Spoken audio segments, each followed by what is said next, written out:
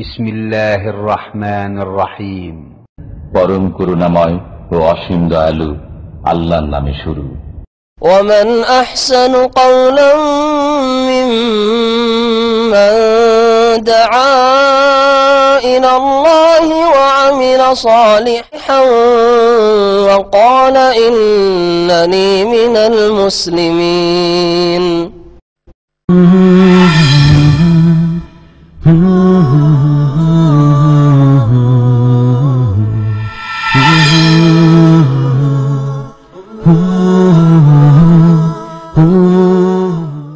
বিসমিল্লাহির রহমানির রহিম। আলহামদুলিল্লাহি রাব্বিল আলামিন ওয়াসসালাতু ওয়াসসালামু আলা সাইয়্যিদিল মুরসালিন নবিয়িনা মুহাম্মদ ওয়া আলা আলিহি ওয়া সাহবিহি আজমাইন, আম্মা বাদ। ফাউযু বিল্লাহি মিনাশ শাইতানির রাজীম। আফাতুমিনুনা বিবা'দিল কিতাবি ওয়া তাকফুরুনা বিবা'দ। আল্লাহ পাক রব্বুল আলামিনের যাবতীয় প্রশংসা যে আল্লাহ পাক রব্বুল আলামিন তার বিধান নাযিল করেছেন দ্বীনে ইসলাম, আর তা প্রত্যেক মানুষের উপর মানা, বিশ্বাস করা আর পালন করা ফরজ করেছেন। মানুষের তৈরি করা বিধান না দুনিয়ার শান্তি নিয়ে আসতে পারে, দুনিয়ার সমস্যার সমাধান করে মানুষকে সুখী করতে পারে, আর না আখেরাতে কিছু পায়। আখেরাতে ক্ষতিগ্রস্ত যারা মানুষের তৈরি করা আইন কানুন অথবা হুকুম আহকাম আদেশ নিষেধ মেনে চলে, আর দুনিয়াতেও ক্ষতিগ্রস্ত, যার ফলে আজকে সারা বিশ্বে কোনো শান্তি নেই। এবং যেই দেশে যতটুকু ইসলাম পালন করা হচ্ছে, যত বেশি ইসলাম পালন হচ্ছে তত বেশি সেখানে শান্তি আছে। আর এর বাস্তব প্রমাণ সৌদি আরব, আলহামদুলিল্লাহ, যেখানে দ্বীনে ইসলামের বিধিবিধানের বাস্তবায়ন রয়েছে, যার ফলে এখানে ক্রাইমও সবচাইতে কম দুনিয়ার মধ্যে। অপরাধ, জারাইম, খুন, ধর্ষণ এসব খুবই কম। এইরকম পৃথিবীতে কোনো জমিন আপনি পাবেন না। এটা একমাত্র আল্লাহ পাক রব্বুল আলামিনের নাযিলকৃত বিধানের বরকত। আল্লাহ পাক রব্বুল আলামিনের এই নাযিলকৃত বিধান যদি উঠে যায় তো না, মানুষ ঠিক ওই রকমই হয়ে যাবে যেমন অন্যান্য দেশের মানুষ রয়েছে। এই জন্য দ্বীন ইসলাম ছাড়া মানব জাতির কোনো কল্যাণ নেই। তবে দ্বীন ইসলামের বিধিবিধানের বাস্তবায়ন হচ্ছে ইবাদত, আল্লাহর আনুগত্য, নেকির কাজ। শুধু দুনিয়ার সমস্যার সমাধানের জন্য আমাদের জন্য ফলপ্রসূ সেই জন্য ইসলামী আইনের বাস্তবায়ন করব এমন কথা নাই, বরং দ্বীন ইসলামের যে কোনো হুকুম আহকামের বাস্তবায়ন করব সেটা হচ্ছে আমাদের ইবাদত, আল্লাহ পাকের সন্তুষ্টির কাজ, নেকির কাজ। এর মাধ্যমে আল্লাহ পাকের নৈকট্য লাভ করছি। চোরের হাত কাটা মানে শুধু চোর কমানো নয়, জেনাকারীর শাস্তি দেওয়া মানে জেনাকারীর সংখ্যা কমানো নয়, হ্যাঁ, আর এসব অপরাধ সমাজ থেকে দূর করা নয়, বরং আল্লাহ পাকের ইবাদত করা। এই লক্ষ্য উদ্দেশ্যটি যেন আমাদের সবসময় মনে থাকে। আজকের দর্শের বিষয়বস্তু হচ্ছে আকিদাতুত তাওহীদ, শেখ আল্লামা সালেহুল ফওজান হাফিজাহুল্লাহ তাআলার কিতাব। তাতে মানব রচিত বিধান সম্পর্কে গত সপ্তাহে একটা অংশ আমি পেশ করেছি, আজকে একটা অংশ পেশ করব। আলোচনা খুব লম্বা আছে, যার ফলে আজকেও শেষ করা সম্ভব হবে না।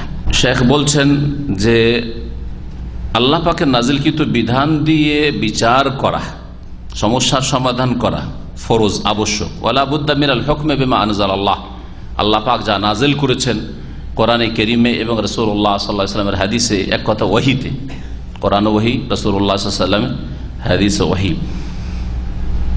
এই কোরআন এবং হাদিস অনুযায়ী বিচার করা এটা হচ্ছে ওয়ালা বুদ্ধ, আবশ্যক, ফরজ।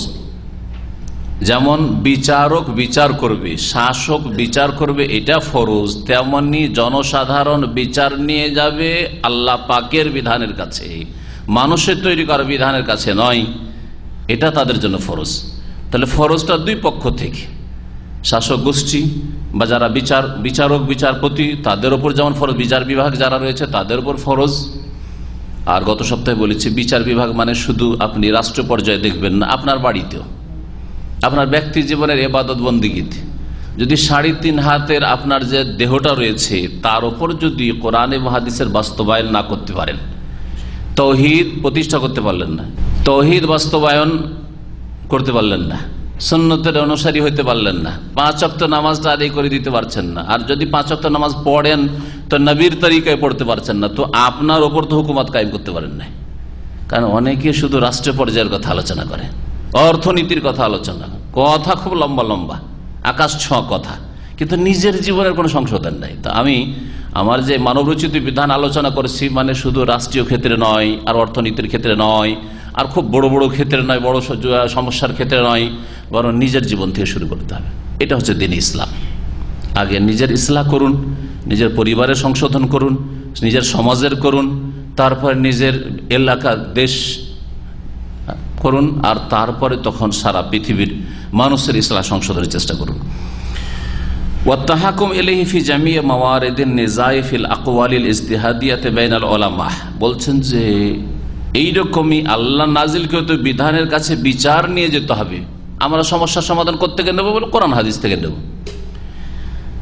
সমস্যার সমাধান মীমাংসা কোরআন এবং হাদিস থেকে নিতে হবে। ফি জামিই মাওয়ারিদিন নিজা, সমস্ত বিবাদ বা দ্বন্দ্বের ক্ষেত্রগুলিতে।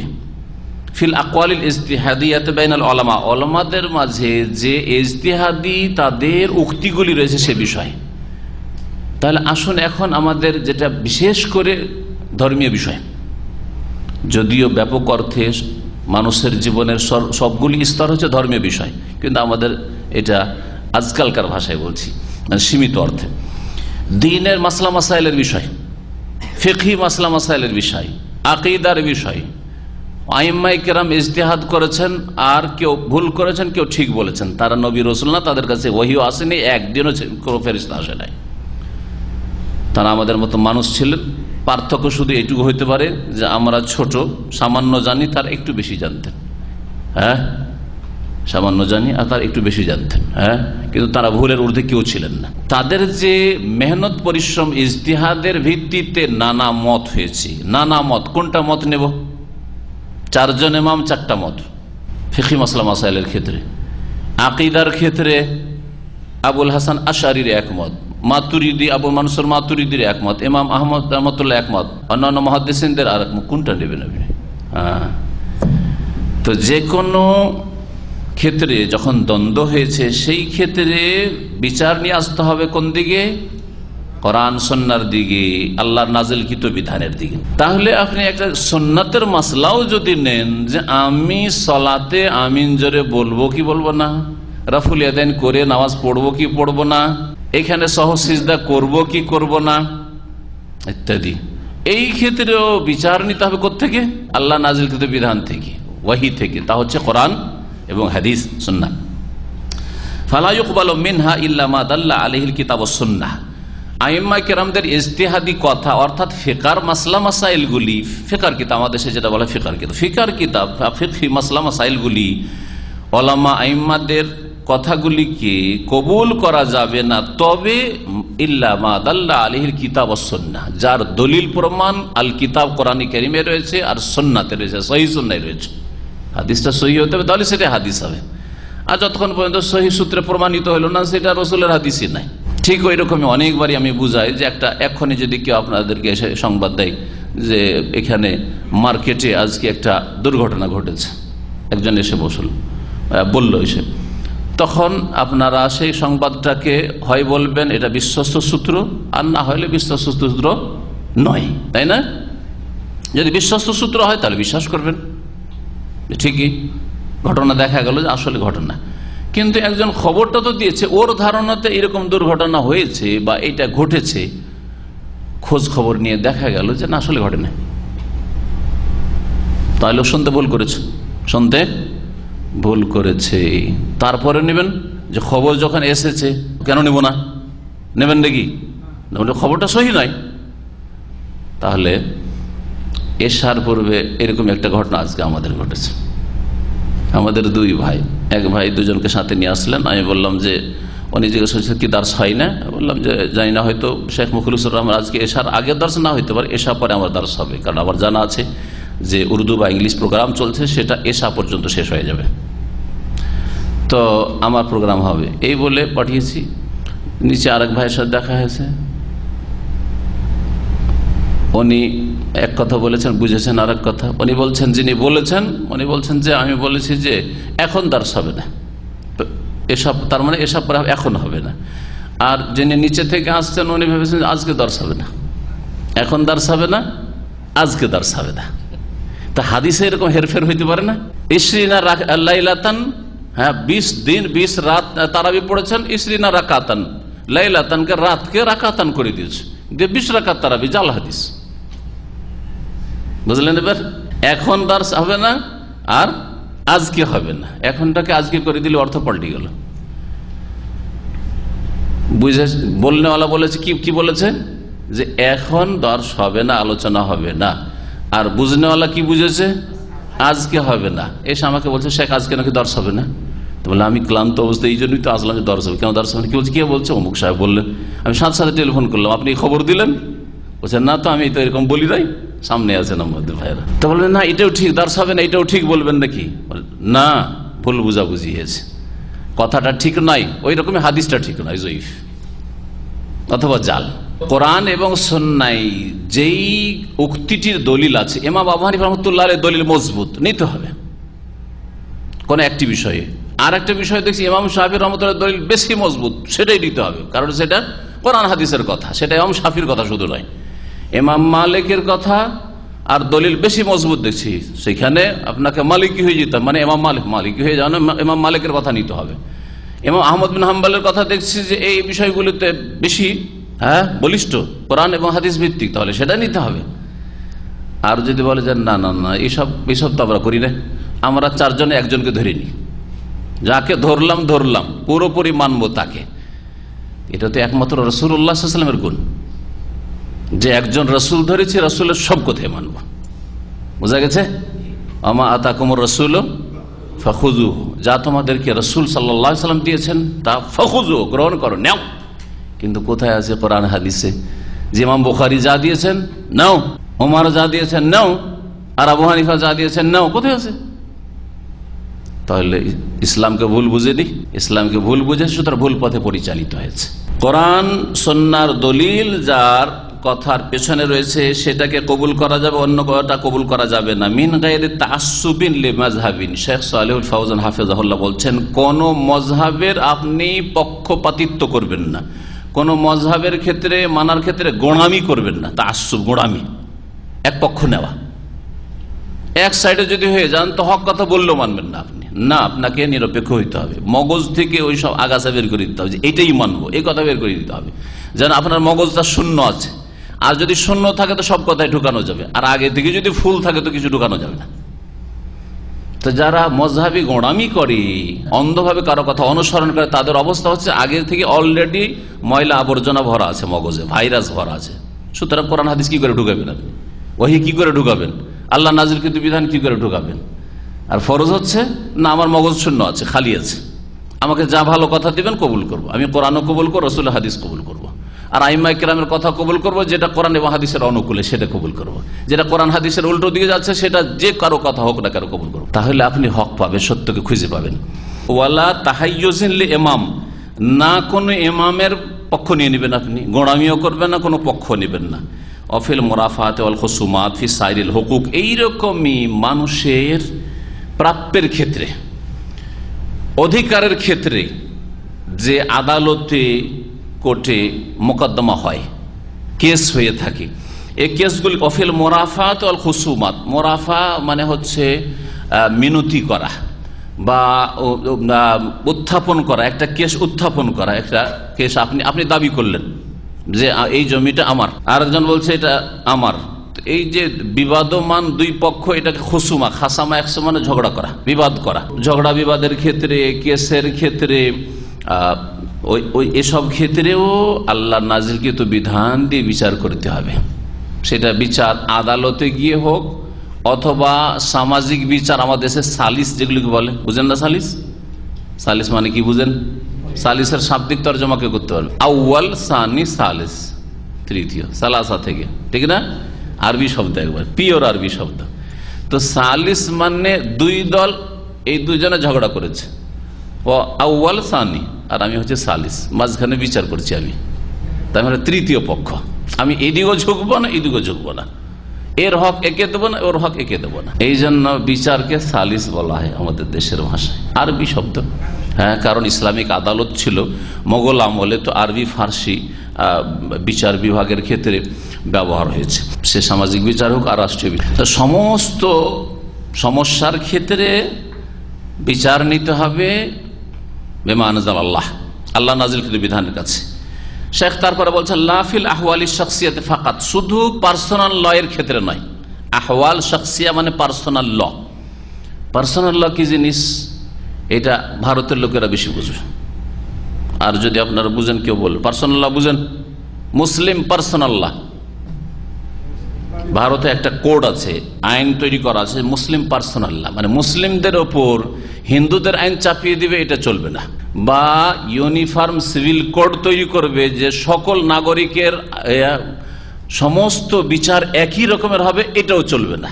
এটার জন্য অনেক চেষ্টা করেছে কুফরি শক্তিগুলি যে ইউনিফর্ম সিভিল কোড করা যাক ভারতে, অর্থাৎ হিন্দু হোক আর খ্রিস্টান হোক আর শিখ হোক আর মুসলিম হোক, এক রকমের আইন সব ক্ষেত্রে মানতে হবে। সব ক্ষেত্রের মধ্যে পার্সোনাল ল, পার্সোনাল মানে ব্যক্তি জীবনের সাথে সম্পর্কে কিছু আইন কানুন আছে।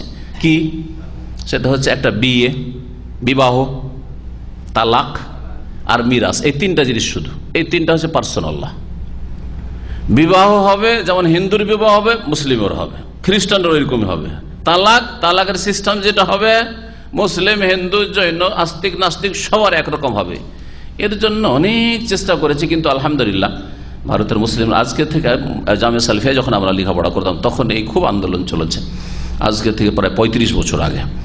তো সেই যুগে আলহামদুলিল্লাহ সেটা ক্যান্সেল হয়েছে, ব্যর্থ হয়েছে, কিন্তু এখনো অনেক এরকম বাতিল শক্তিগুলি আছে যেগুলো চেষ্টা করছে না মুসলিমদের আলাদা কোনো আইন থাকবে না, কোনো ক্ষেত্রে থাকবে না, এই তিনটি ক্ষেত্রে থাকবে না, বাকি ক্ষেত্রে তো নাই, সবগুলি আইন মানতে হবে, মানে কমন যে আইন কানুন আছে। কিন্তু কথা হচ্ছে যে পার্সোনাল ল মানে ব্যক্তি জীবনের যে আইন কানুনগুলি, কয়টা বললাম? একটা কি বললাম? বিবাহ, মুসলিমদের বিবাহ ইসলামিক তরিকা হবে। তালাক, মুসলিমদের তালাক, বিবাহ বিচ্ছেদ ইসলামী দৃষ্টিতে হবে। আর 3 নম্বর হচ্ছে মিরাস, মানে জমি জায়গার ভাগ বন্টন, মুসলিমদের জমি জায়গা, ধন সম্পদ, টাকা পয়সা, প্রপার্টির ভাগ বন্টন হবে মৃত্যুর পরে ইসলামের আলোকে হবে। দেখেন মেয়েদের ক্ষেত্রে ইসলামের বিধান হচ্ছে যে যদি ভাই বোন থাকে তো ভাই দুই ভাগ পাবে আর বোন 1 ভাগ পাবে, ঠিক কিনা? একটা উদাহরণ দিয়ে বোঝায়। হিন্দু আইন প্রথম হিন্দুদের মেয়েদের কোনো কিছু ছিল না, আর তারপরে তখন বলে যে না এটা তো চলে না, এটা আজকের যুগে চলেনি, তো জুলম অত্যাচার হতো, তাহলে কি করতে হবে? সমান, ছেলে মেয়ে সকলে সমান। সুতরাং যদি 3 বিঘা জমি থাকে কারো, তাহলে 1.5 বিঘা ছেলে পাবে, 1.5 বিঘা মেয়ে। এটা হচ্ছে হিন্দু। তাহলে হিন্দু যদি কোনো মারা যায় তোর ছেলে মেয়েদের ভাগ এরকম হবে। মুসলিম যদি মারা যায় তাহলে না, ছেলে 2 বিঘা পাবে 3 বিঘাতে, আর মেয়ে 1 বিঘা পাবে। এবার বুঝলেন মুসলিম পার্সোনাল ল? জি, অনেক মুসলিম দেশ আছে, শুধু ভারত নয়, মুসলিম দেশ আছে যেখানে পার্সোনাল ল। আর মধ্যে মুসলিম দেশগুলিতে যেগুলো আছে সেগুলো হচ্ছে দণ্ডবিধান ছাড়া বাকি আইন কানুনগুলি। ইসলামের আইন কানুন মানে কিন্তু সীমিত অর্থে, দণ্ডবিধান ছাড়া। দণ্ডবিধানে যেমন দণ্ডবিধান মানে হুদুদ তাসিরাত, চোরের হাত কাটা, না মানা যাবে না, ওইটা চলবে না মুসলিম দেশ। অথচ 90%, 95%, 98% মুসলিম বাস করে, বরং 100%, 100% মুসলিম বাস করে, এমন দেশ আছে। কিন্তু চোরের হাত কাটা যাবে না, দণ্ডবিধান চলবে না। তারপরে পেশাস চলবে না, খুনের বদল খুন চলবে না। তারপরে জেনাকারী শাস্তি বলছে জেনা 2 রকম, একটা হচ্ছে জেনা বিল জবরদস্তি, ধর্ষণ। হ্যাঁ, ধর্ষণ হলে শাস্তি, ধর্ষণ হলে তো সিঙ্গাপুরে সবচেয়ে শক্ত শাস্তি আছে। ধর্ষণের শাস্তি পৃথিবীতে সিঙ্গাপুরে সবচেয়ে শক্ত শাস্তি রয়েছে, তো ধর্ষণের শাস্তি রয়েছে। আর যদি সম্মতি থাকে সাবালক সাবালিকার, তো কোনো অপরাধ করেনি, শুধু রাস্তা থেকে সরে একটু সাইডে করো, বোঝা গেছে? পশ্চিমা দেশগুলিতে রাস্তা থেকেও যদি শুরু করে তো বলছে আরে রাস্তাটা ছেড়ে, আমাদের একটু রাস্তাটা ছেড়ে সাইডে, কিন্তু পার্কেটারকে বা একটু, জি হ্যাঁ, কোনো অপরাধ না। তো মুসলিম পার্সোনাল লর ক্ষেত্রে শুধু ইসলাম মানে অধিকাংশ মুসলিম দেশ, আর বাকি সমস্ত ক্ষেত্রে দেশ পরিচালনা, অর্থনীতি, তারপরে বিচার বিভাগ, ইত্যাদি ইত্যাদি আইন কানুন সবকিছু মানুষের তৈরি করা, পশ্চিম দিক থেকে নেওয়া, না হয় পূর্ব দিক থেকে নেওয়া, না হয় উত্তর দিক থেকে রাশিয়া থেকে নেওয়া, না হয় চীন থেকে নেওয়া। আল্লাহর কিতাব কোরআন কারীম থেকে নিতে চায় না এরা, রাসূলুল্লাহ সাল্লাল্লাহু আলাইহি ওয়াসাল্লামের হাদিস থেকে নিতে চায় না, অথচ তারা মুসলিম দাবি করে। শেখ তাই বলছেন লা ফিল আহওয়ালি শাখসিয়াতি ফাকাত, শুধু পার্সোনাল লয়ের ক্ষেত্রে নয়, ব্যক্তি জীবনে শুধু ইসলামী আইন কানুন চলবে, ইসলাম মানা চলবে, পারিবারিক ক্ষেত্রে চলবে না, অথবা ব্যক্তি জীবন আর পারিবারিক জীবন চলবে কিন্তু সামাজিক ক্ষেত্রে চলবে না। কেউ কাউকে নামাজের কথা বলবেন না, যার ইচ্ছা হবে নামাজ পড়বে, যার ইচ্ছা হবে নামাজ পড়বে না, কেউ কাউকে বলবেন না, আপনার বলার অধিকার কি? হ্যাঁ, এইসব মুসলিম দেশের অবস্থা ঠিকই এরকম। ইসলামিক দেশ সৌদি আরব ছাড়া ধরেন মুসলিম অধিকাংশ দেশের অবস্থা এরকম। আপনি নামাজ পড়েন, আপনি আপনার কাজ করেন, আপনি কেন কাউকে বলতে যাবেন? আরে আপনি ধূমপান করবেন না, আপনার ব্যাপার, আপনি কাউকে কেন বলতে যাবেন যে ধূমপান করি না তুমি? না। কামাফি বাযেদ দওয়াল আল্লাতী তানতাসিবু ইল ইসলাম, যেমন বেশ কিছু দেশে যেই রয়েছে এইরকমই অবস্থা যে সেই দেশগুলি পার্সোনাল লয়ের ক্ষেত্রে ইসলাম মানে, আল্লাতী তানতাসিবু ইলাল ইসলাম, অথচ সেই দেশগুলি ইসলামের সাথে সম্পৃক্ত মুসলিম দেশ। জমহুরিয়া ইসলামিয়া পাকিস্তান, পাকিস্তানের নাম কি? পাকিস্তানের নাম জানেন? পাকিস্তানের ইংরেজিতে নাম কেউ বলেন তো দেখি, আমি আরবিতে বললাম, ইসলামিক রিপাবলিকান পাকিস্তান। তাহলে নাম কি কত সুন্দর, ইসলামিক।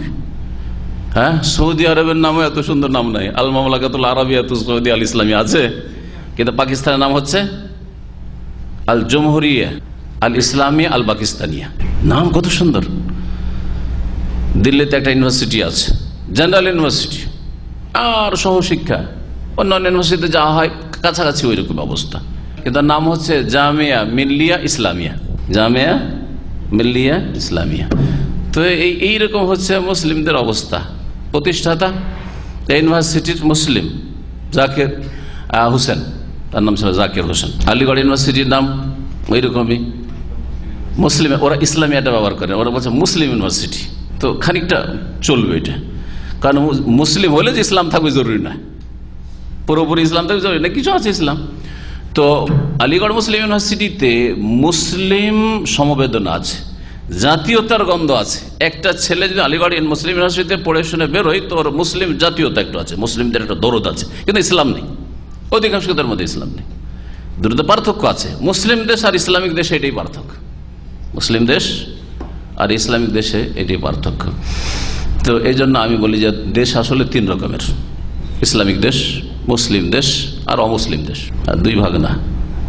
যে মুসলিম মেজরিটি হইলে আপনার ইসলামিক দেশ বলে দিবেন না, মুসলিম দেশ, ইসলামিক দেশ নয়। ফাইনাল ইসলাম কুল্লুন লা ইয়াতাজাজ্জা, শেখ বলছেন যে মুসলিম দেশ বলছে যে আমরা মুসলিম, শাসকরা মুসলিম, বিচারপতি মুসলিম, দেশ মুসলিম বলা হচ্ছে, মেজরিটি মুসলিম, তারপরে ইসলামের সাথে সম্পৃক্ত এক কথায়। আর বাস্তবায়ন কতটা? শুধু মুসলিম পার্সোনাল্লাহর শুধু বাস্তবায়ন রয়েছে, আর কিছু নেই। ব্যক্তি জীবনে ইসলাম পালন করেন, আপনার ইসলাম পালনে কোনো বাধা নেই। মসজিদ করতে চান মসজিদ করেন, ইসলামিক শিক্ষার চর্চা করতে চান করেন, আর নামাজ পড়তে চান নামাজ পড়েন, যে কোনো জায়গায় নামাজ পড়েন, অসুবিধা নেই। রোজা রাখবেন রোজা রাখেন, জাকাত দেবেন, হজ করবেন করেন, ওমরা যাবেন যান। কিন্তু বাকি আপনি সামাজিক ক্ষেত্রে বলবেন, অর্থনীতিতে বলবেন যে এটা হালাল এটা হারাম, এটা চলবে না ওইটা চলবে না, ওইসব না, ওটা তোমার কাজ না।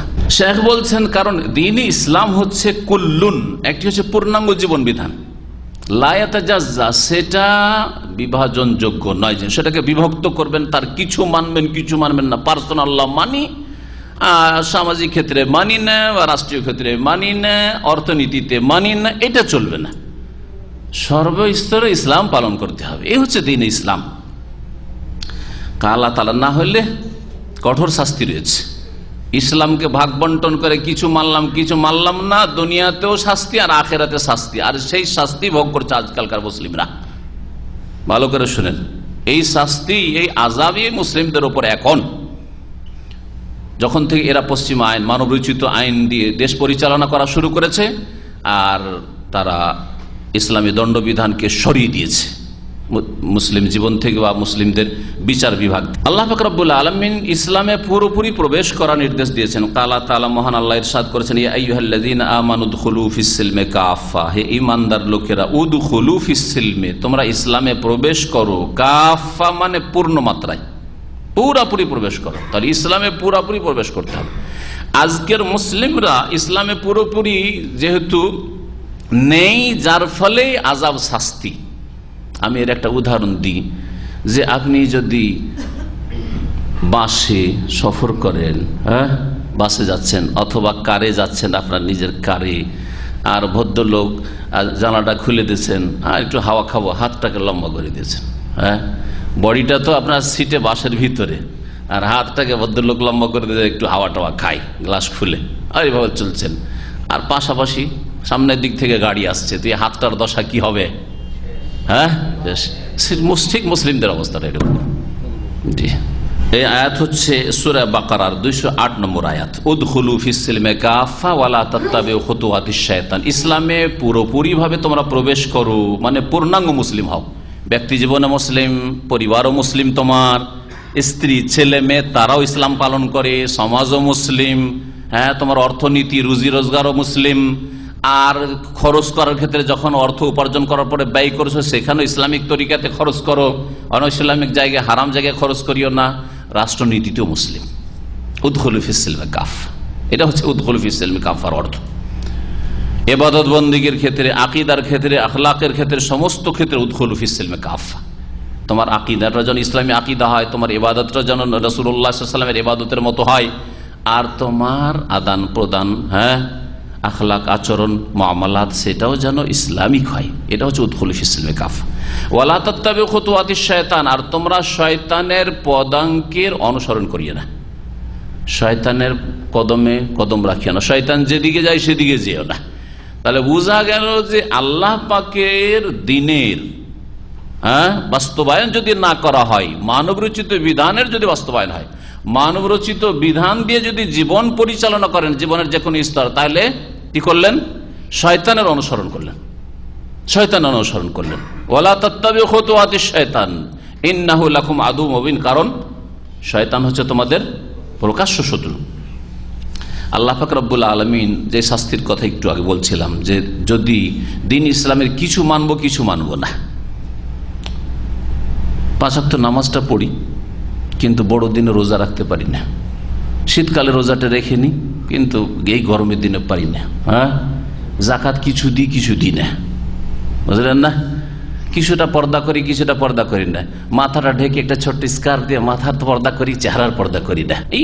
এইরকম যে কোনো ক্ষেত্রে ব্যক্তি জীবনে সালাম পালন করি, আর ইবাদত বন্দেগীর ক্ষেত্রে করি। আমাদের সহিহ আকীদার অনেক পরিবার এইরকম আছে যে নামাজ সহি নামাজ পড়ে, কিন্তু বিবাহ শাদীতে ওই বিদাতগুলি করে যে বিদাতগুলি বিদাতীদের বিবাহতে হয়ে থাকে। ওরাও বউকে বসায়, ওরাও কালেকশন করে, বউ দেখিয়ে দেখিয়ে ওরাও নাম নোট করে কে কত টাকা দিল, আর ওরাও তারপরে ওই তুবড়ো খাওয়ায়, তখন মুখে উঠিয়ে খাওয়ায় যুবক যুবতীদেরকে, যুবকদেরকে। হ্যাঁ, খালাতোর মামাতো বোন এসে ওই যে ছেলে বিয়ে করবে বর, ওকে খাওয়াচ্ছে মুখে উঠিয়ে তুবড়া, বুঝেন না তুবড়া, হলুদ মাখানো। আরে হলুদ মাখাবে, সবাই হলুদ মাখাবে, আর আমি তোমার বোন, বড় বোন, মামাতো বোন, খালাতো বোন, তো মাখাবো না একটু হলুদ মাখাচ্ছে, বুঝতে পেরেছেন?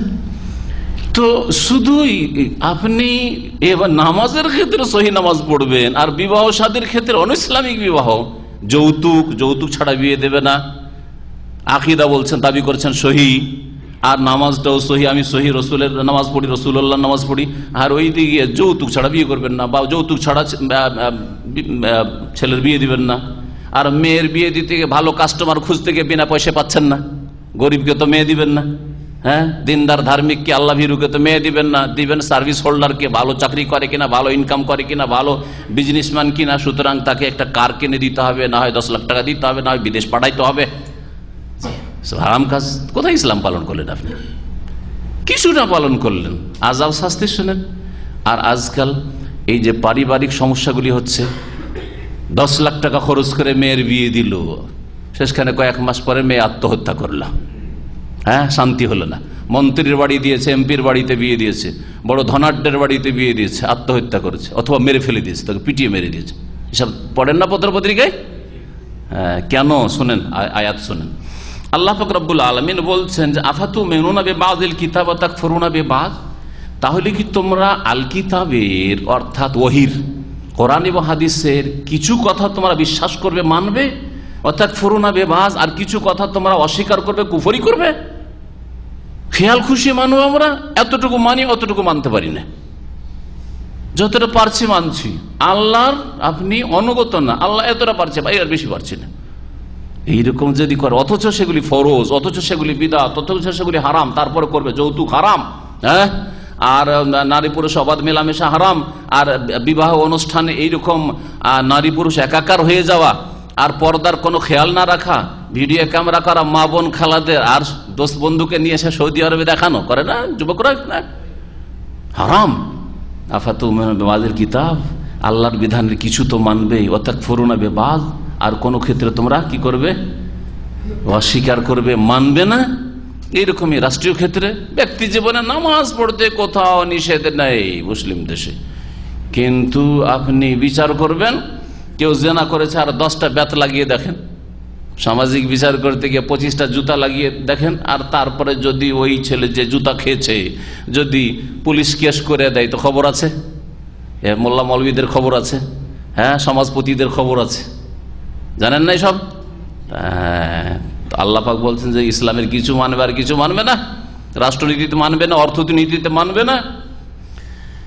ফামা জাযাউ মান ইয়াফআলু যালিকা মিনকুম, এরকমই মযহাবগুলির ক্ষেত্রে বলি, সবগুলি না বললে আপনাদের ব্রেনে ঢুকবে না। মযহাবগুলির ক্ষেত্রে কোরআন হাদিস তো মানি, কিন্তু আংশিক মানি, কোরআন হাদিস মানি কিন্তু শর্ত সাপেক্ষে। আমাদের মযহাবের যেগুলো ফতোয়া আছে, আর ওই ফতোয়ার দলিলে যে হাদিসগুলো আছে ওগুলো মানি, জয়ীফ হইল। আর আমাদের মযহাবের বিপরীত অন্য মযহাবে যে সহি সহি দলিল আছে ওগুলো মানি না। তাহলে এটা কি আয়াত ফিট হয় না? আফাতুমিনুনা বিবাযিল কিতাব, কোরআন এবং হাদিসের, আল কিতাব হচ্ছে আল্লাহ পাকের বাণী, সেটা যেমন কোরআন তেমনি তাতে হাদিসও শামিল রয়েছে। কিতাবের তোমরা কিছু মানবে, আল্লাহর বিধানের, আর কিছু মানবে না তোমরা। এই মাসলাগুলি মানি আর এটা মানি না, এই ক্ষেত্রে সহি হাদিস মানি, আর এক ক্ষেত্রে জয়ীফ হাদিস মানে, কারণ মযহাবটা ঠিক রাখতে হবে। সেই জন্য ফামা জাযাউ মান ইয়াফআলু যালিকা মিনকুম, তোমাদের মধ্যে যারা এইরকম কাজ করে, ব্যক্তি জীবনে ইসলাম পালন করে, পারিবারিক ক্ষেত্রে বেহায়া বেপরদা, মেয়েকে সহশিক্ষায় পড়ায়, আর মেয়েকে আবার উচ্চ ডিগ্রি হাসিল করাইতে হবে, হ্যাঁ, তাদেরকে মাস্টার ডিগ্রি করাইতে হবে, সহশিক্ষায় পড়াইতে হবে। কেন? আপনার মেয়ের ছেলে মেয়ে মানুষ করার জন্য মাধ্যমিক পড়ে নেওয়া, মহিলা স্কুল আছে, যথেষ্ট নয়? বা ইসলামিক মাদ্রাসায় পর্দার মধ্যে পড়ে নেওয়া যথেষ্ট নয়? কি আপনার মেয়ে মাস্টার বা পিএইচডি করার পরে আয়েশা রাদিয়াল্লাহু তাআলা পায়ের কাছে পৌঁছিতে পারবে? ফাতেমা রাদিয়াল্লাহু আনহার পায়ের কাছে পৌঁছিতে পারবে, পায়ের তলায় পৌঁছিতে পারবে? তারা কোন ইউনিভার্সিটিতে পড়াশোনা করেছে? কোন জেনারেল লাইনে শিক্ষিতা তারা হয়েছিল? তারা কি দুনিয়া বুঝতো না? যে শুধু দুনিয়া বুঝতো না, মোল্লার দৌড় মসজিদ শুধু দিন বুঝতো, এরকম বলবে? কখন না। সুতরাং এই ধারণা যে আজকালকার যুগ উপযোগী হইতে হবে, আর যুগের সাথে তাল মিলিয়ে চলতে হবে, সুতরাং মেয়েদেরকে এইভাবে লেখাপড়া বন্ধ করে রাখা যাবে না, অথবা তাড়াতাড়ি এত 18 বছরে বিয়ে দিতে হবে না, 22 বছর 24 বছর হবে তখন বিয়ে দেবো, এখন পড়ায়, মাস্টার ডিগ্রিটা করায়। আবার মহিলাকে ইঞ্জিনিয়ার বানাচ্ছে, আশ্চর্যের কথা। তো মাঠে কাজ করতে যাবে নাকি? রোড বানাতে যাবে, তাই না? রোড সিভিল ইঞ্জিনিয়ার মহিলা তৈরি, মানে রোড রাস্তা তৈরি করে, ব্রিজ তৈরি করতে যাবে। জি হ্যাঁ। তারপরে বিজনেস পড়াচ্ছে, আর বিজনেস পড়াতে গিয়ে ভারতের একটা ঘটনা, বিজনেস পড়াতে এক হিন্দুর সাথে এক মুসলিম মেয়ে বেরিয়ে চলে গেছে। এই বহু ঘটনা ঘটছে এরকম। একটা তো এটা যেহেতু কাছে থেকে জানি সেই জন্য বললাম, এটা প্রতিদিন ঘটছে। এই সহশিক্ষা এতে এই যে মেয়েদের বেরিয়ে গিয়ে বিবাহ বসে যাওয়া বিনা অভিভাবকে, আর এই জিনায় লিপ্ত হওয়া, আর তাও যদি কাফের সাথে বেরিয়ে চলে যায়, তো মুসলিমরা এই লজ্জা কোথায় রাখবে? নির্লজ্জ হয়ে গেছে এসব মুসলিমরা, বেহায়া হয়ে গেছে এসব মুসলিমরা। এই জন্য সৌদি আরবের অনেক ওলামারা বলছেন যে একটি মেয়ের মুতাওয়াসসিতা মাধ্যমিক পড়ে নেওয়া যথেষ্ট। আমাদের এখানে যখন যে অ্যাসিস্ট্যান্ট ডাইরেক্টর ছিলেন, এর আগে খুবই দিনদার লোক ছিলেন, তাহাজ্জুদ গুজার, পরেজগার যুবক মানুষ, লম্বা তাহাজ্জুদ পড়ার লোক ছিলেন জানি। আর বাড়ি থেকে যখন আসতেন তো নিচে বাকালা থেকে নিজের হাতে একটা পানির বোতল কিনে নিয়ে আসতেন, ইসলামিক সেন্টারের বোতলে পানিও খেতেন না।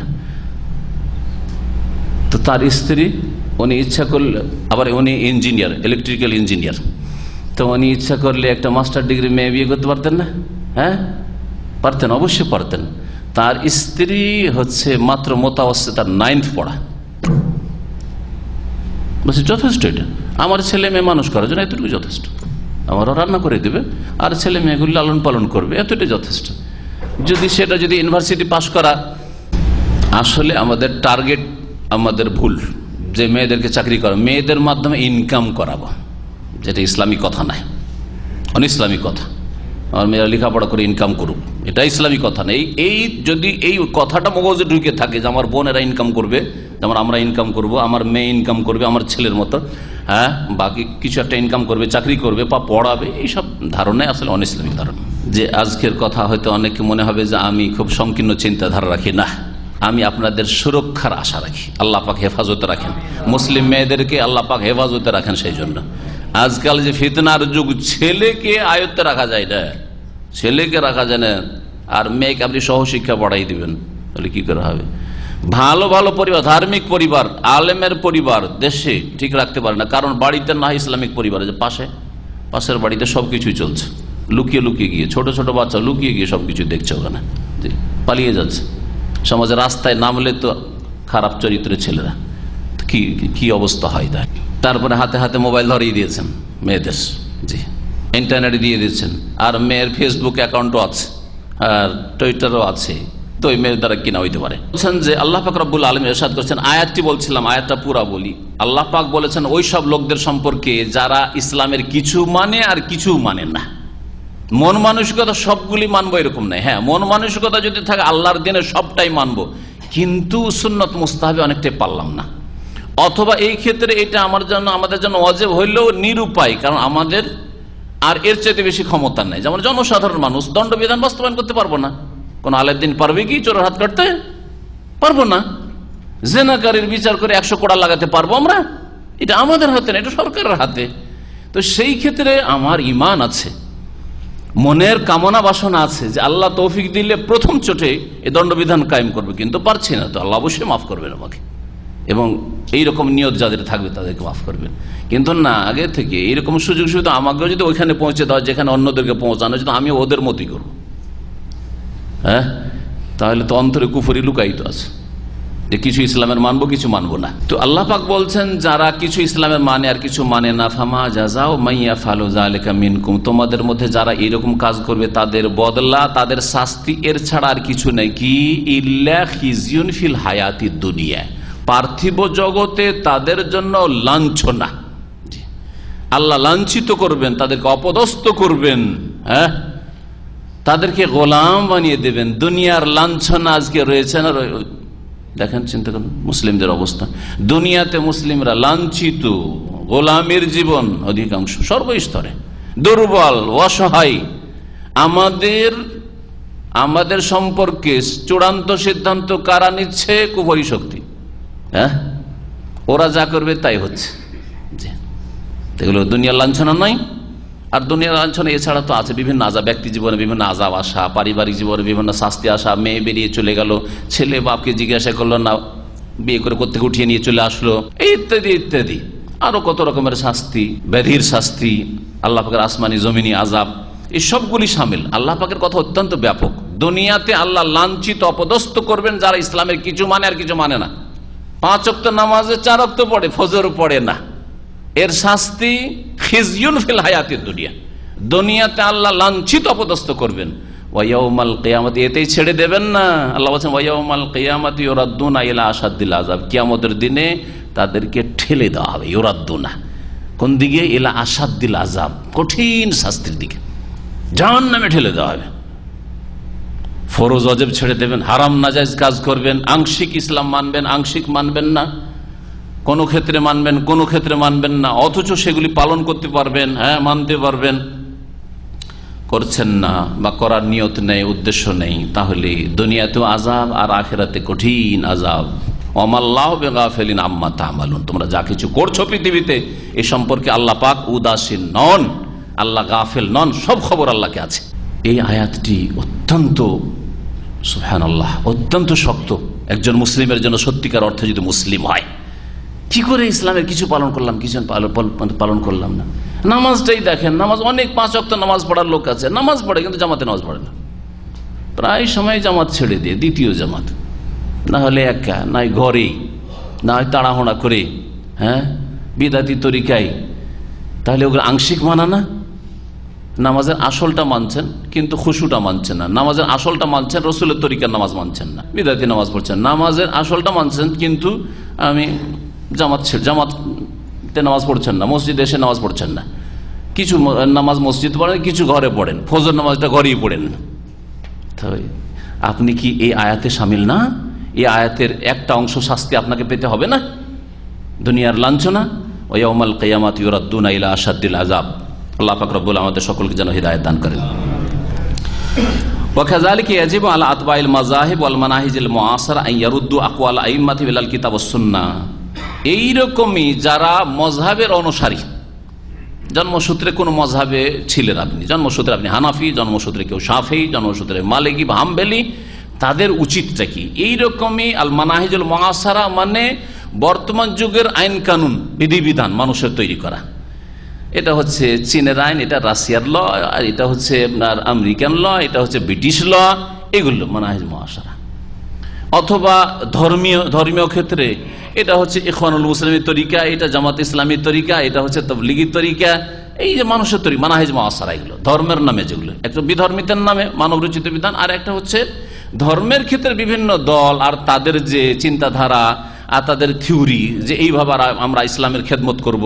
জামাত ইসলামী এক তরিকা ইসলামের খেদমত করতে চায়, তবলিগ জামাত এক তরিকা খেদমত করতে চায়, দেওবন্দিরা আর তরিকা করতে চায়, ইত্যাদি ইত্যাদি।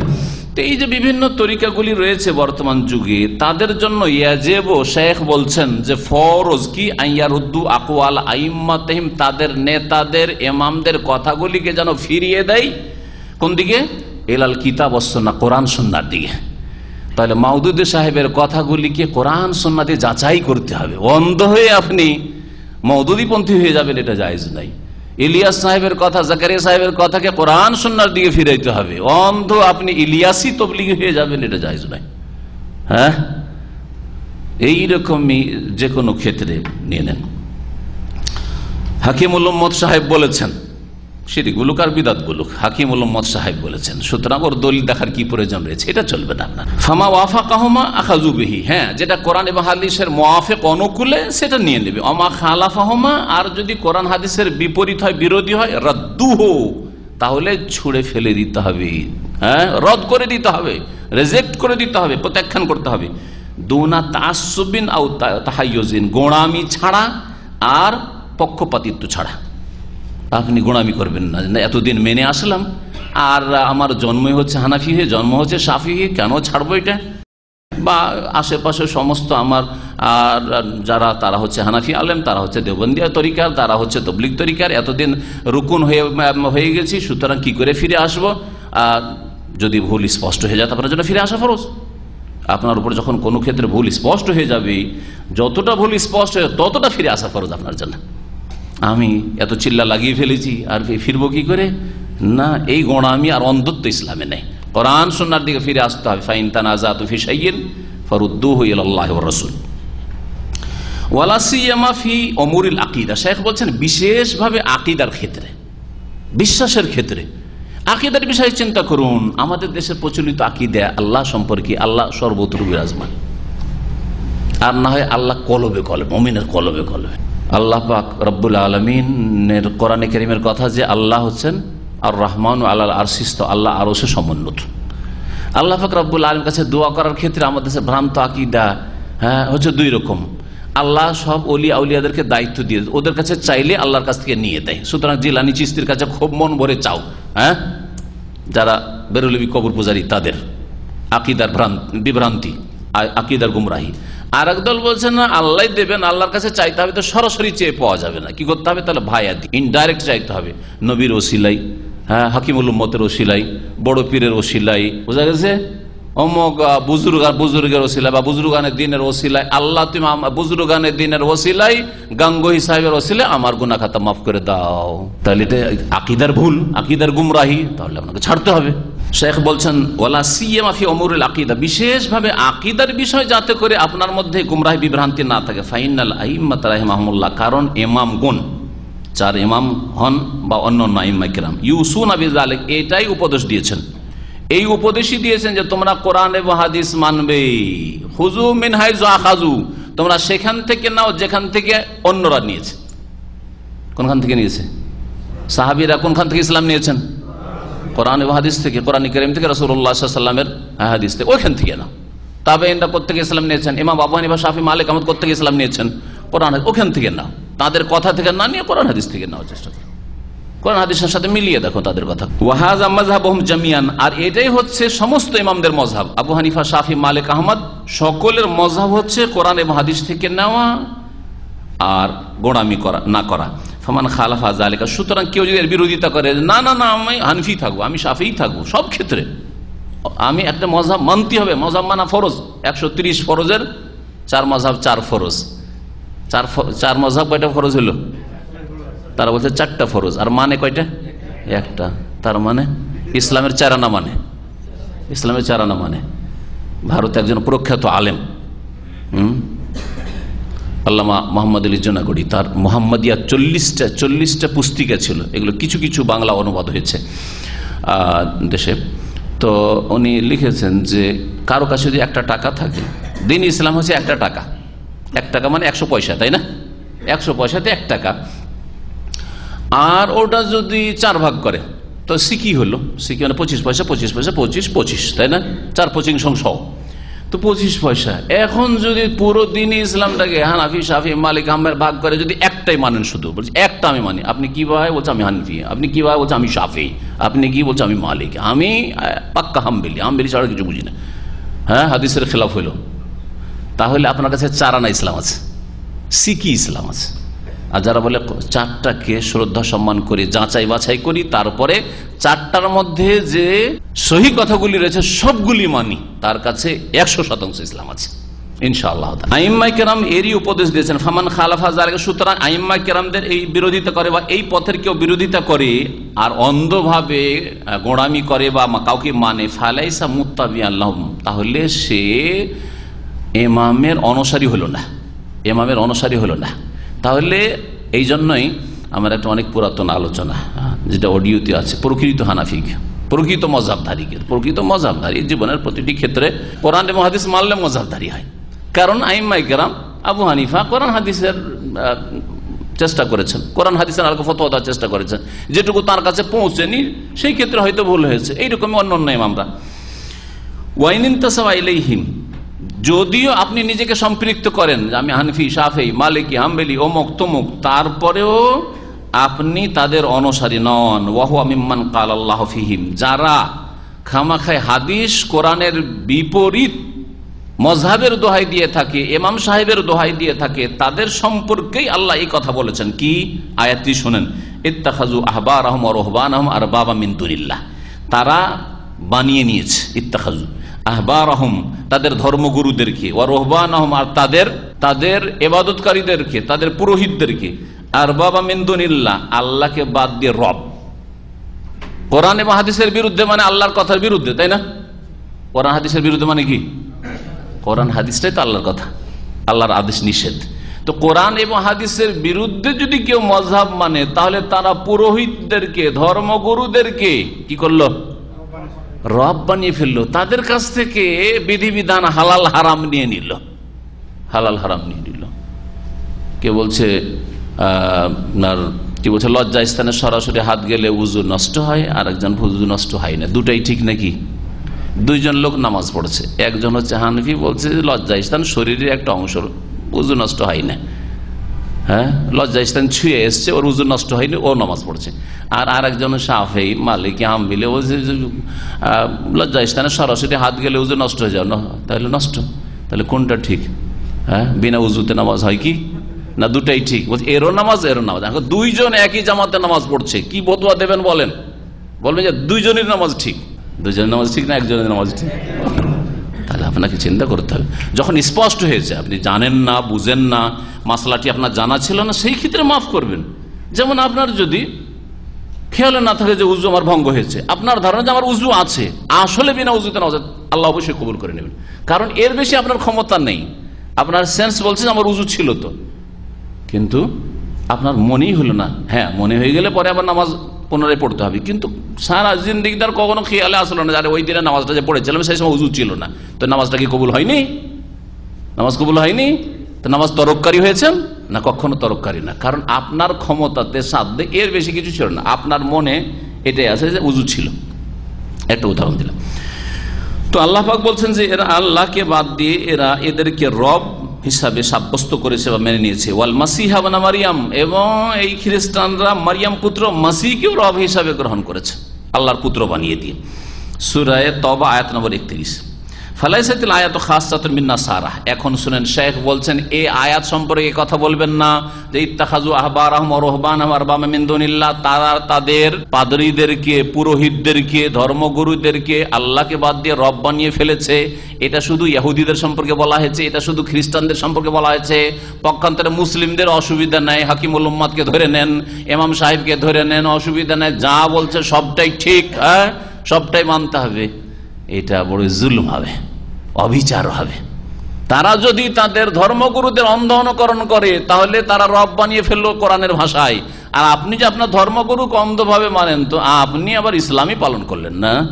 আমাদের আলোচনা সম্পর্কে মাঝে মাঝে লেখালেখি করে অনেকেই আমাদের বিরুদ্ধে, আর বলে যে মতিউর রহমান কোরআন হাদিসের অপব্যাখ্যা করছে, যে আয়াতগুলি কাফের মুশরিক সম্পর্কে, যে আয়াত ইহুদি নাসারা সম্পর্কে, সেই আয়াত আমাদের ওপর ফিট করছে, মুসলিমদের ওপর। আরে মুসলিম থাকবেন তাইলে তো একই অপরাধ করছেন। ওরা দুর্গা পূজা করছে, আপনি দুর্গা পূজা করছেন। ওরা অন্ধভাবে তাদের পোপ পাদ্রীকে মানছে, পুরোহিতকে মানছে, আপনি হুজুর কিবলাকে মানছেন অন্ধভাবে। পীরের সামনে মাইয়াতের মতো হয়ে যেতে হবে, আপনাকে যা বলবে তাই। তাদের কিতাব আছে না নেই? যদি পীর সাহেব বলে যে আপনার যাই নামাজটাকে মদে ডুবিয়ে নিয়ে মদে ধুয়ে নেন, আর মদে ডুবিয়ে নিয়ে তাতে নামাজ পড়েন, তো কোনো এতরাজ করবেন না, আপত্তি করবেন না, কারণ পীর সাহেব যে নজরে দেখছে আপনি দেখেন না, ও আলাদা নজরে দেখছে, ও কাশফের নজরে দেখছে। আপনার জন্য মদে ডুবা যাই নামাজ দিয়ে নামাজ পড়তে, তাদের কিতাবে আছে, প্রসিদ্ধ কিতাবগুলিতে আছে। আর যাদেরকে হক্কানি বলছে তাদের হক্কানিদের কিতাবে কথা আছে, নিজের পক্ষ থেকে বলছি না। এবং সুফিদের এটা প্রসিদ্ধ কথা, আরবি কিতাব, আরবি সুফিদের যে কিতাবগুলি তাতেও আছে, আল মুরিদ আমামা শাইখে কাল মাইয়িতে। মুরিদ সাহেব পীর সাহেবের সামনে হবে কার মতো?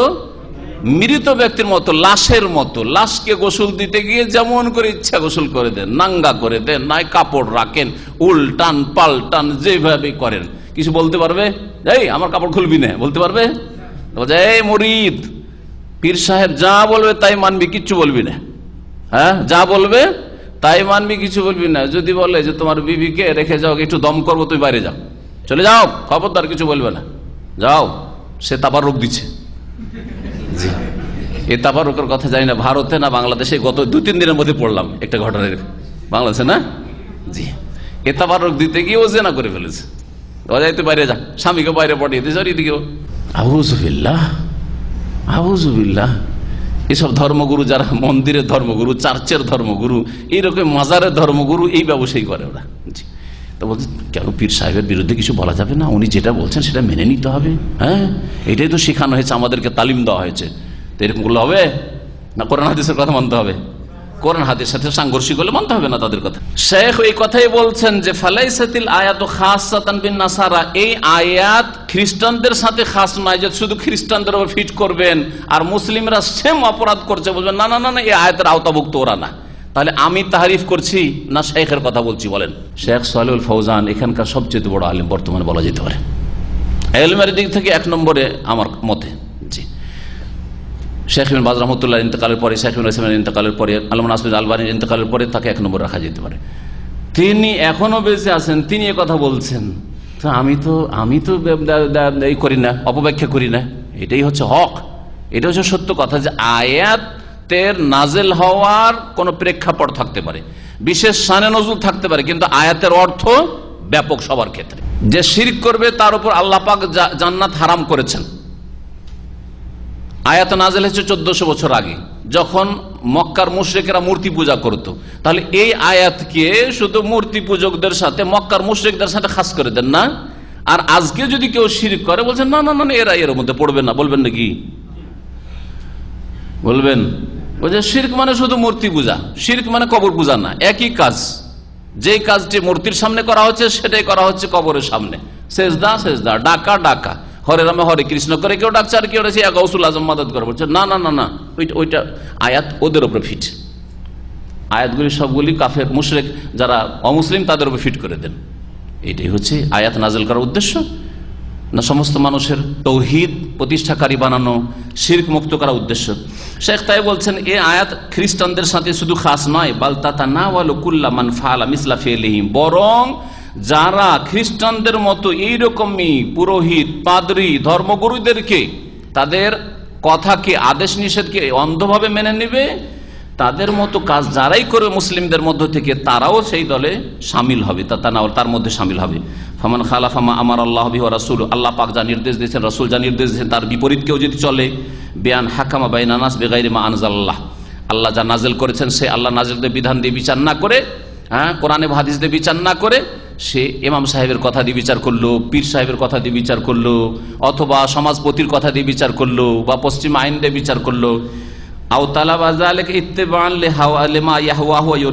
অথবা এটা করলো কেন তার কুপ্রবৃত্তির অনুসরণে দুনিয়ার স্বার্থে এরকম করলো, ফাকাদ খালা রিবকাতাল ইসলাম ওয়াল ঈমান মিন উনুকি, তাহলে তার গর্দন থেকে ইসলামের যে বেড়ি ছিল সেটা সে খুলে ফেললো।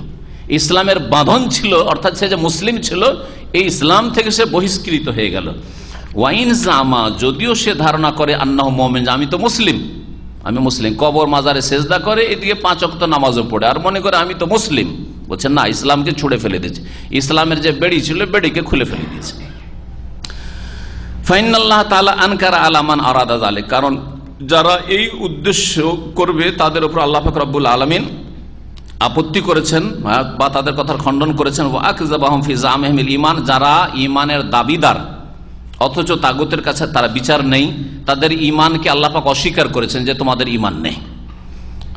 আলাম তারা ইলাল্লাযিনা ইয়াজুমুন আন্নাহুম আমানু বিমা উনজিলা ইলাইকা ওয়া মা উনজিলা মিন ক্বাবলিক ইউরিদুনা আন ইয়াতাহাকামু ইলা আত-তাগুতি ওয়া ক্বাদ উমিরু আন ইয়াকফুরু বিহি। আল্লাহ পাক রব্বুল আলামিন ইরশাদ করেছেন যে আলাম তারা, হে নবী তুমি কি দেখো না ওই সব লোকদের দিকে, ইয়াজউমুন তাদের ধারণা, যাদের ধারণা হচ্ছে আন্নাহুম আমানু বিমা উনজিলা ইলাইক, তোমার প্রতি যা নাজিল হয়েছে তার প্রতি তারা বিশ্বাস করে, ঈমান নিয়ে আসে।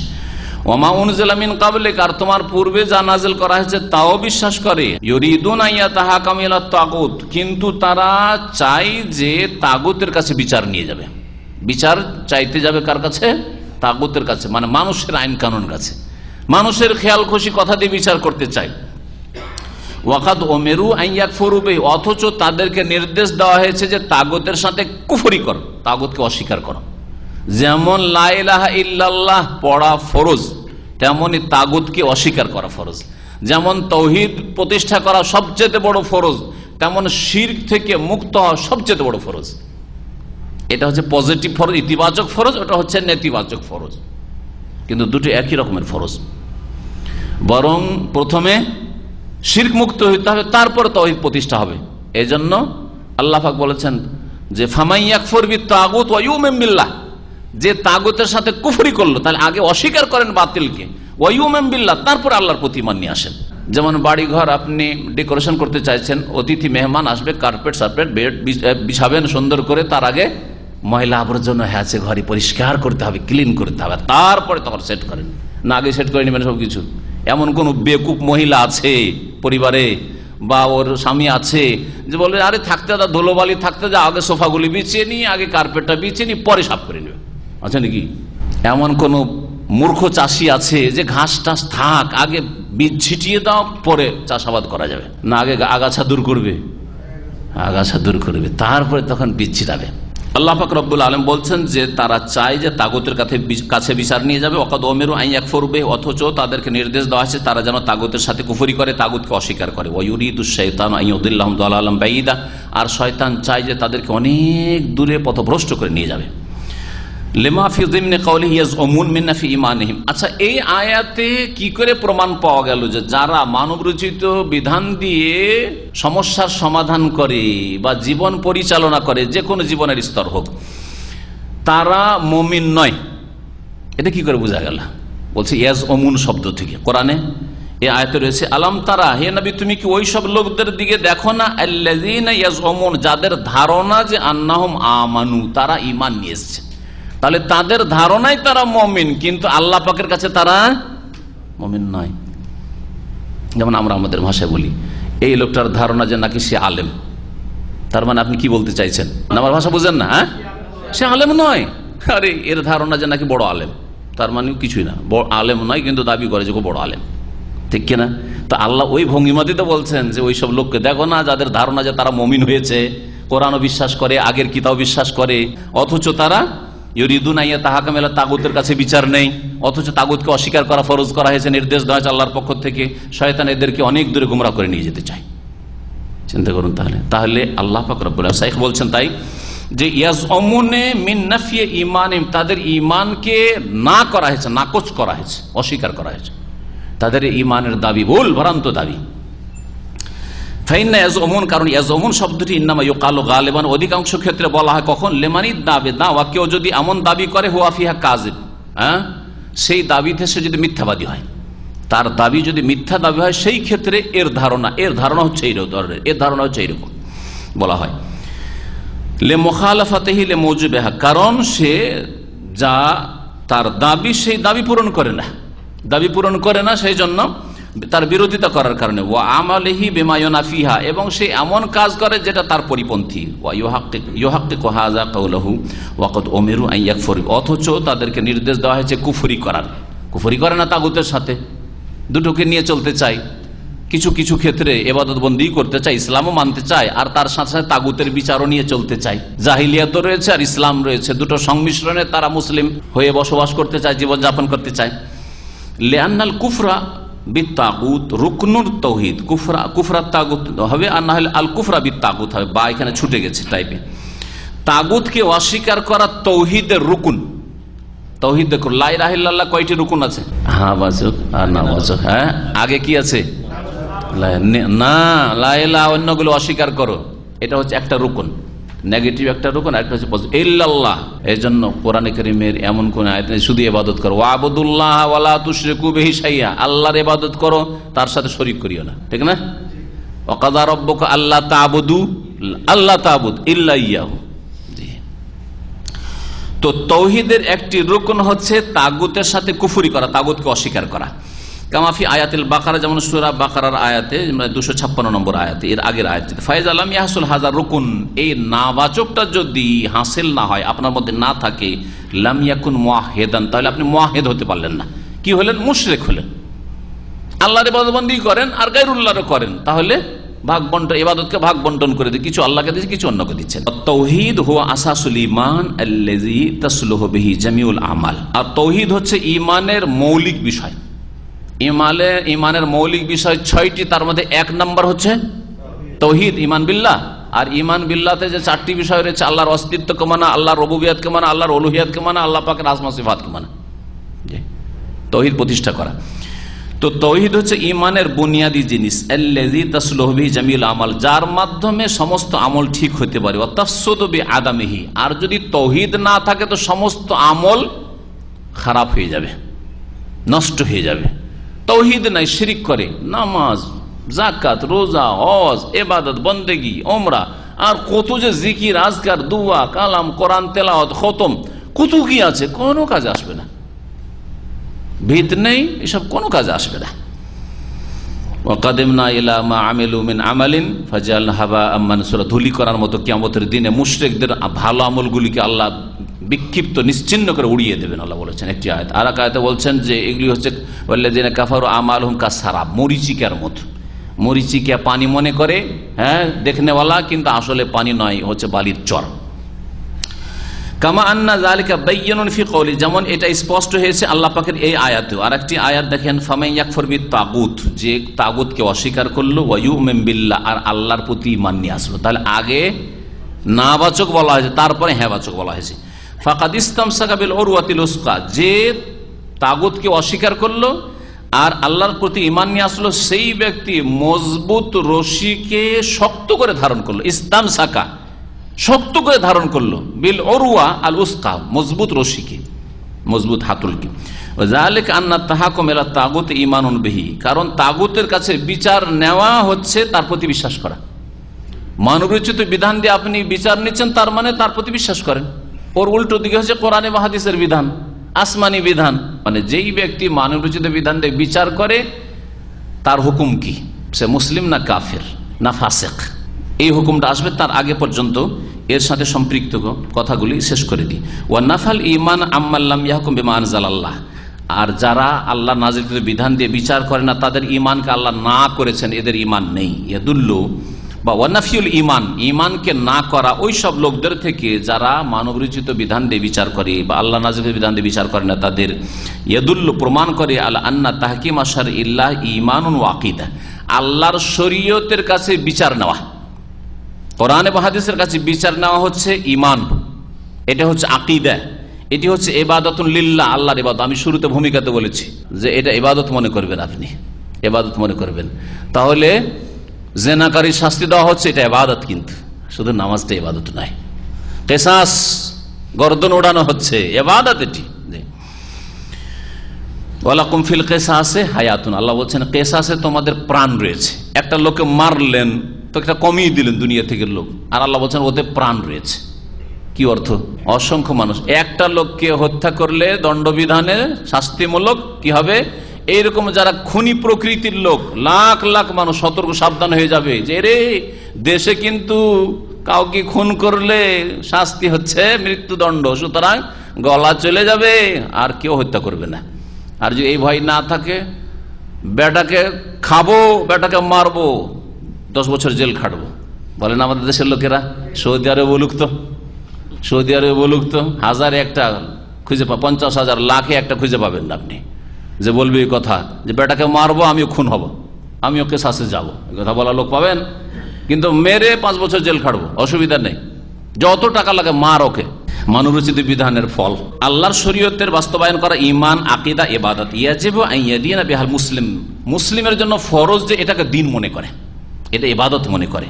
ফালা ইউহাক্কিমু শারআল্লাহ, ফালা ইউহাক্কামু শারউল্লাহ মিন আজাল আন্না তাহকিমাহু আসলাহা লিন-নাস ওয়া আযবাতা লিল-আমনি ফাকাত। সুতরাং আল্লাহর শরীয়তের দ্বারা বিচার করবে এই উদ্দেশ্যে যে এটা মানুষের জন্য বেশি ফলপ্রসূ। আজকালকার যুগে যারা অপরাধী দমন করার জন্য ইসলামের কোনো বিকল্প নেই, অর্থনীতিকে স্ট্রং করার জন্য ইসলামিক অর্থনীতি ছাড়া কোনো বিকল্প নেই, সুদি সিস্টেম ফেল।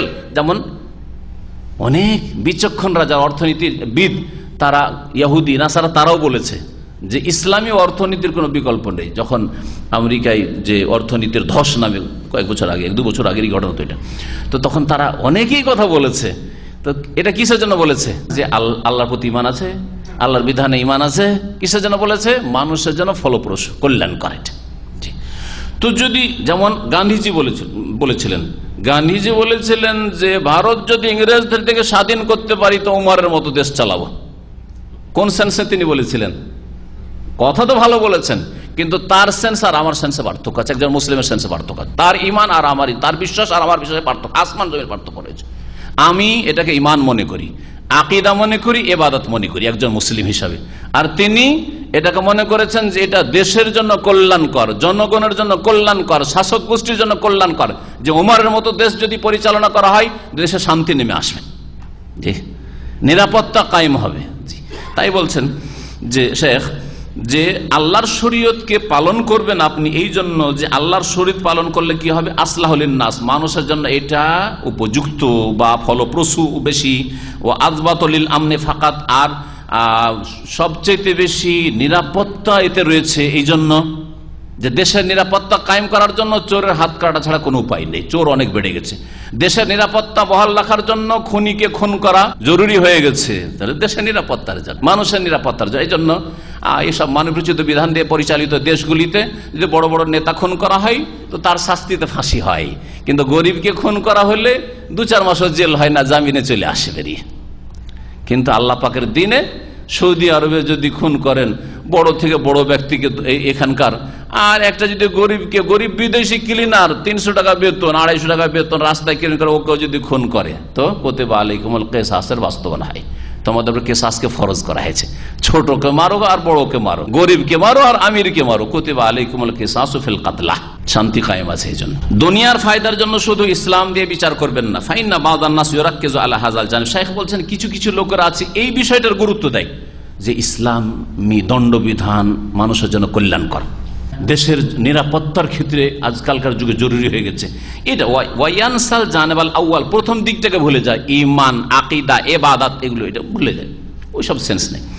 আল্লাহু সুবহানাহু ক্বাদ আবা আলা মান ইউহাক্কিম শার আল্লাহ লিআজালি মাসলিহাতি নাফসিহি। আর আল্লাহ পাক রব্বুল আলামিন ওদের দোষ ধরেছেন, ওদের আল্লাহ পাক রব্বুল আলামিন আইব, দোষ এটি ওদের আল্লাহ পাক রব্বুল আলামিন প্রতিবাদ কি বলছেন, আল্লাহ পাক রব্বুল আলামিন তাদের উপর আপত্তি করেছেন কি, যারা আল্লাহ পাকের শরীয়ত দিয়ে বিচার করে কি জন্য, লিআজালি মাসলিহাতি নাফসিহি, নিজের স্বার্থের জন্য, দেশের স্বার্থে, জনগণের স্বার্থে, শাসকদের স্বার্থে, নিরাপত্তার স্বার্থে, স্বার্থে স্বার্থে স্বার্থে কথা বলা হয়। বৃহৎ স্বার্থে, বৃহৎ স্বার্থ কি, বৃহৎ স্বার্থ হচ্ছে দেশের নিরাপত্তা, বৃহৎ স্বার্থ হচ্ছে জনগণের স্বার্থ, এগুলো হচ্ছে বৃহৎ স্বার্থ।